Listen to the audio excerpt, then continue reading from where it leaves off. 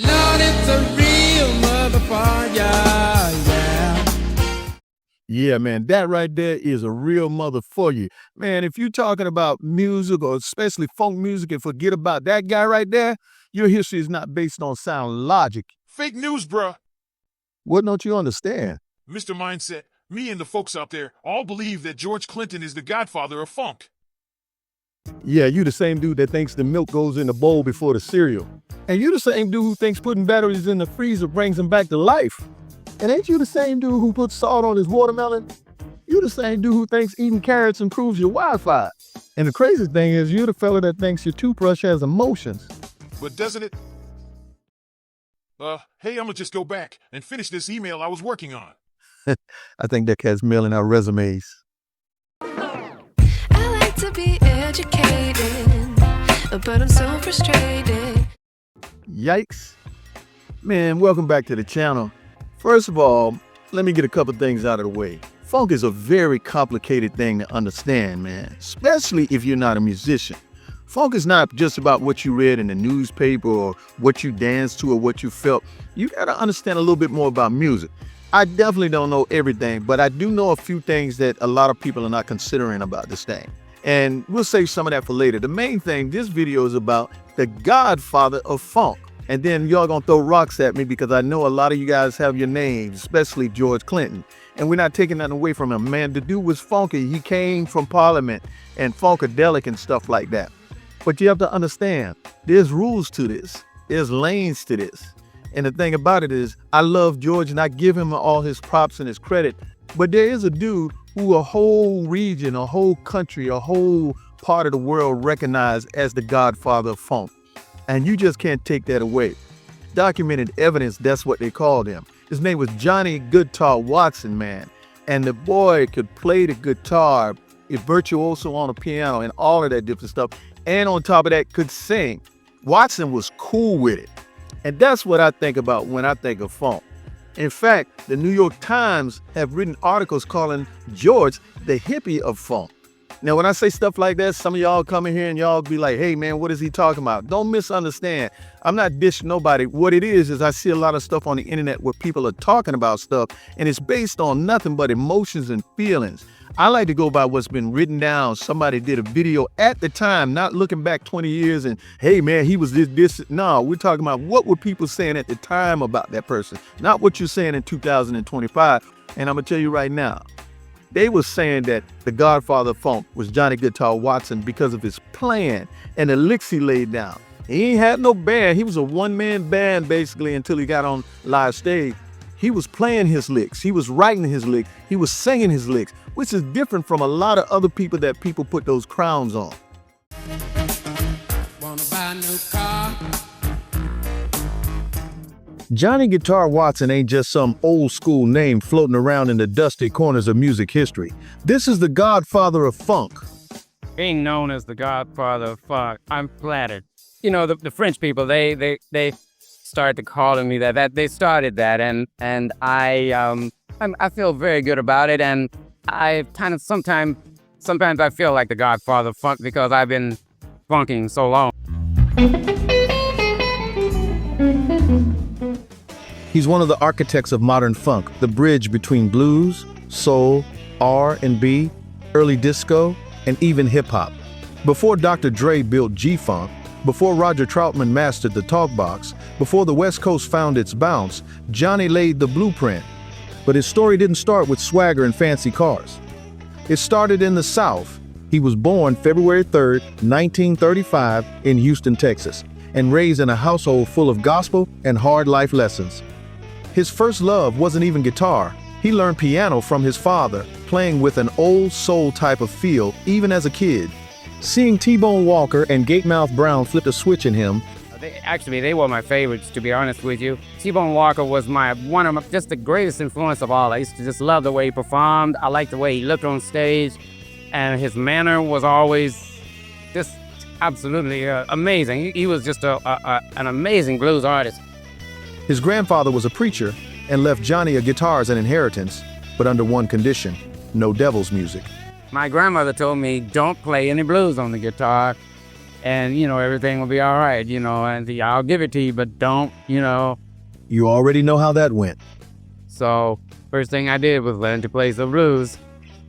Johnny became obsessed, won talent shows, and started experimenting with tone and effects long before anyone else. After his parents split, he moved to the West Coast at 15 with his mom and jumped straight into the club scene, working with the best musicians. Sid Nathan found him, had to have him, and signed Johnny to Federal Records in 1952, branding him Young John Watson. He played without a pick, hit the strings so hard he had to change them mid-show, calling it stressifying them. That's where he recorded Space Guitar.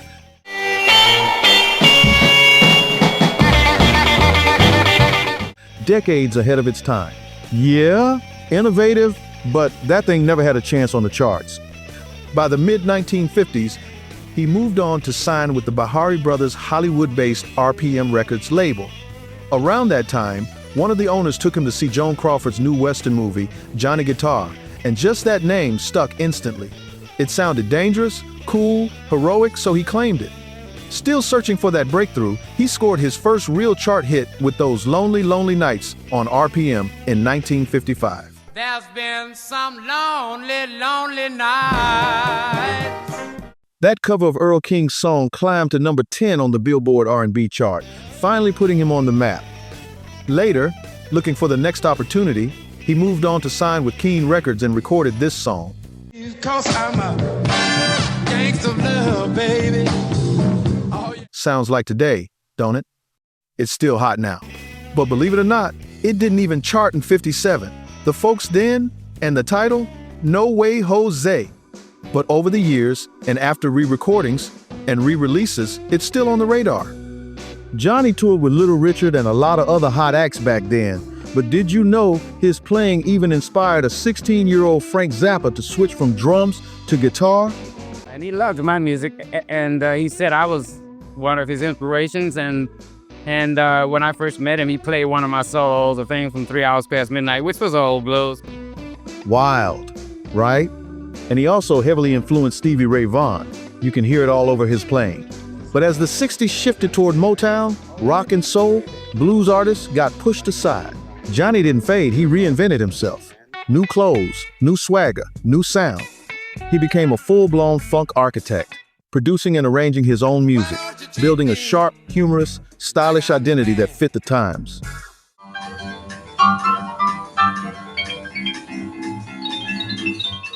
But let's not get it twisted. He literally had the skills of Oscar Peterson on piano. He really was a strong musician. So, then the 70s came in and gave Johnny his widest shine. He leaned into the disco funk era with full flair, even flashing the updated gold front teeth. This was also when something called the talkbox became part of his game. While some of his earlier talking guitar effects were achieved purely by playing techniques and innovations, like rubbing a drumstick across the strings to make weird sounds, or making the guitar talk to the audience. But the talkbox had a synthesized voice effect, and that would become known as his signature in his 1970s funk sound. And he would use it in his 1976 album he dropped called Ain't That a Bitch.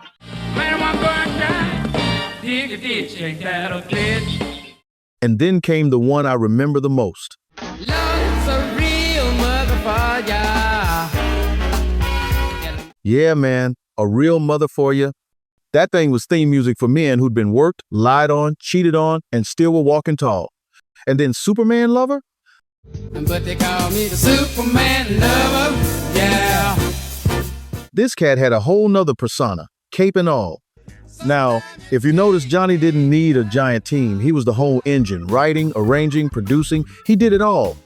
People like Jimi Hendrix cited him as an influence. Frank Zappa brought him into the studio to work on albums. Herb Alpert and George Duke collaborated with him, and when hip-hop emerged, producers went digging straight into his catalog. Snoop, Eazy-E, Redman, Jay-Z, most of the West Coast G-Funk DNA comes straight from Johnny's clean bass lines and slick talk sung delivery. But behind the flamboyant style, life wasn't always easy. He had his kids, Dejan and Virginia to take care of, and wife Susan to deal with. Money issues, bad deals, and the pressure to keep evolving were constant. Yet he kept going and he kept being Johnny. But that could only be so much. Secretly, it may have been wearing him down. And unfortunately, the proof came May 17th, 1996, and would be one of the most poetic endings in music history. He was in Yokohama, Japan at a blues joint for a 4-night stand, and this was night 3. Backstage, he was feeling good and even joking with the fellas. Now, on stage, he was just getting into the first verse of his Superman song when band members noticed him stuttering and messing up the lyrics. Johnny then placed his hand on his chest. He got to a part of the song, I never forget it. He said, faster than a speeding bullet. And then he didn't say anything else. He had grabbed the mic stand and eased himself to the floor and rolled over. He just on his side. He was laying on his side, and the whites of his eye, and it, you could see the life. Leap. He wasn't drunk. There was no overdose, no scandal. Man, it was just a heart attack that made him collapse in the very place he felt most alive. He died at the hospital hours later. A number of people have said Johnny once told them, "If I die, I want to die on stage." And he basically did. And if you ask a true musician, there's something profound about that. I mean, what other battlefield would a true music soldier want to lose his life on? Today, Johnny's legacy runs through his children. His wife lost a battle with cancer in 2017. By the way, most people don't know Johnny's son, DeJohn Watson, played minor league baseball for 5 seasons and now works for the Washington Nationals in player development. But Johnny's music legacy also runs through every generation of old school fans, still playing him at cookouts, producers still sampling the groove, young guitarists still studying his technique, and musicians still speaking his name with respect.